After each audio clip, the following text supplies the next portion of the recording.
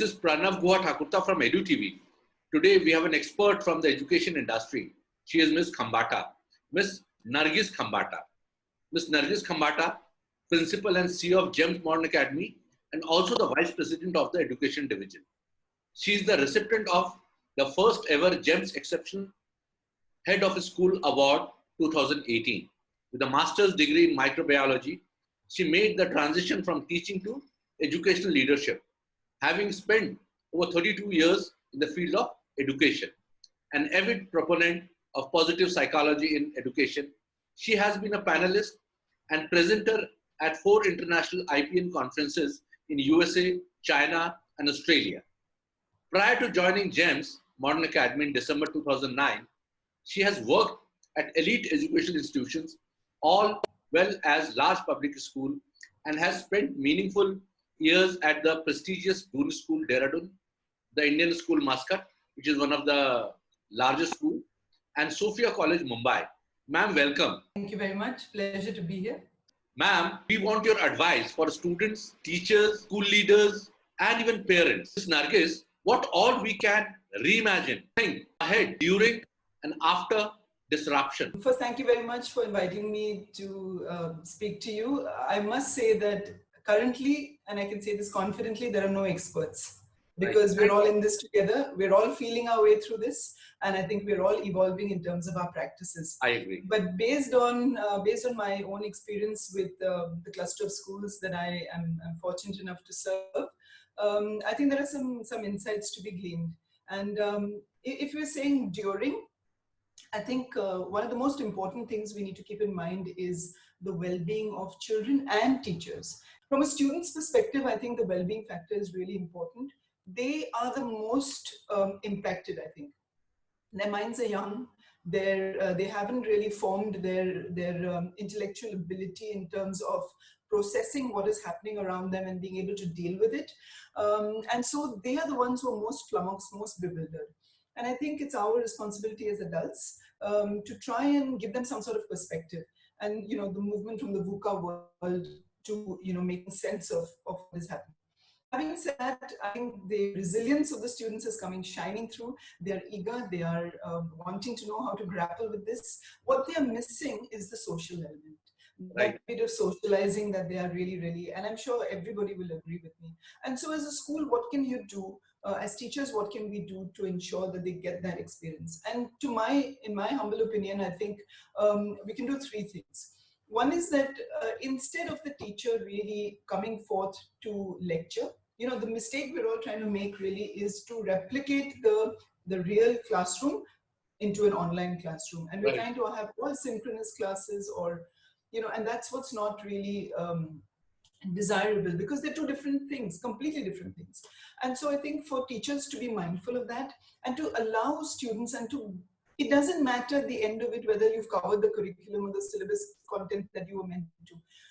When we come out of this, there will be time to accelerate the pace of learning. But now I think we need to slow it down and we need to give children the permission to pause, to actually reflect on what they're experiencing. And there will be times when they just want to stop and chat.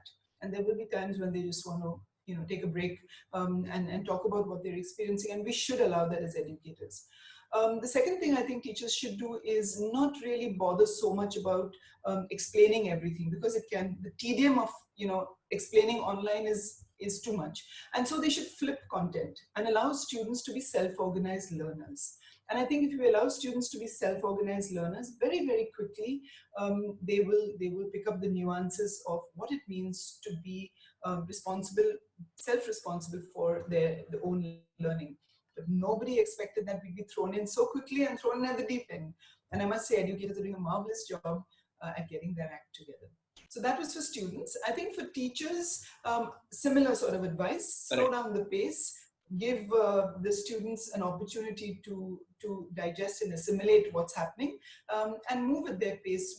And big thing for teachers to do, which is very different from the classrooms. Differentiation in the classroom and catering to the need of every student was very different and having data-driven conversations. But I think in terms of online teaching, that differentiation is really becoming something that to put their minds to. So if educators actually think about what if I'm going into a biology class, let's say biology is my subject. So if I'm going into a biology class and I want to teach them, the circulatory system in humans, then I have to think about what is it that everybody will be able to do? What is it that, some will be able to do? And what is it that few will be able to do? And that's how I'm going to actually put 3 tiers in my lesson plan to be able to ensure all teachers, all students are learning.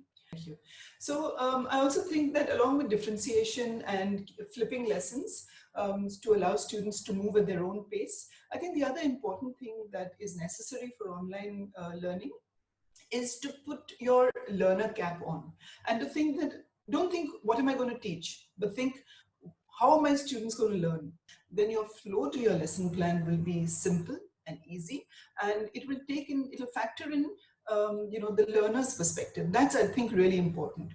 And I think the third important thing for teachers to be mindful of is to do checks at least at 2 to 3 points in the lesson to see how well are the learners assimilate. Have your students really got it? When I say got it, because sometimes they'll say yes, we've understood, but have they really understood?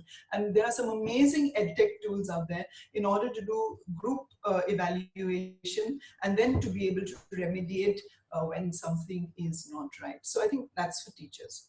For parents, I think I'd like to say that parents are partners with their children. There's never been a time, I think, in history where the role of the parent has become so important. We're all living under the same roof, and we're used to going, waking up in the morning and doing our routines and going our different ways, coming back at the end of the day and sharing whatever we have to. But now we're under the same roof. And in some households, that roof is quite contained and people are in proximity, close proximity, and that could get awkward and difficult. And sometimes everyone's working from home. So parents, children, everyone's working from home. So those adjustments, change in children's moods, the mood swings, I think parents need to understand that, anticipate it, and then move on.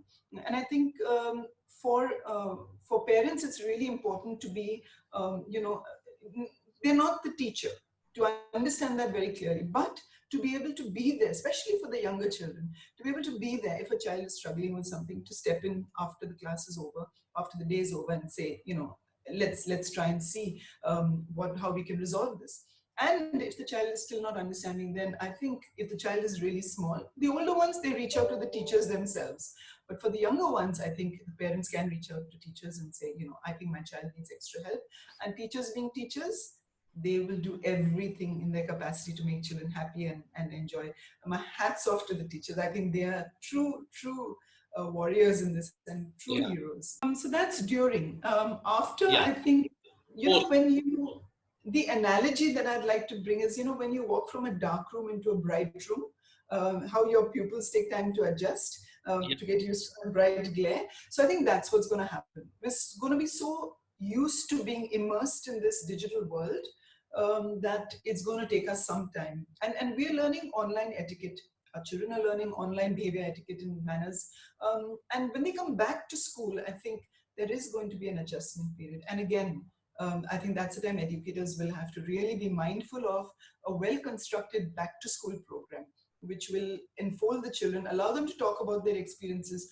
If we're going straight into teaching and learning, I don't think that's a good idea. But it's good to allow children to come back and really reflect, talk in a very constructive manner, and a very structured program for them to be able to empty what's inside them, because they're going through so much. And that cathartic impact that is so necessary, I think, is important to factor in.